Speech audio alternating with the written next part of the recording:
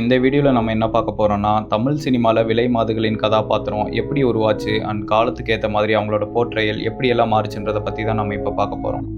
Most ரெஸ்பெக்டட்லேருந்து shameful ப்ராஸ்டியூட்னு ஆன இந்த தேவதாசிகளோட fallen woman இமேஜை தான் நம்ம ஆரம்ப கால தமிழ் சினிமாவில் யூஸ் பண்ணாங்க. ஏன்னா ஒரிஜினல் ப்ராஸ்டியூட் கேரக்டரை டேரெக்டாக யூஸ் பண்ண சென்சார் சைடில் அப்போ நிறைய ரெஸ்ட்ரிக்ஷன் இருந்துச்சு. அண்ட் ஆல்சோ ஆரம்ப கால சினிமாவில் நிறைய பக்தி படங்கள், புராண படங்கள்னு வந்துச்சு. மக்களுக்கு நல்ல விஷயங்களை காட்டுற ஒரு கருவி தான் இந்த சினிமான்னு நினச்சாங்க.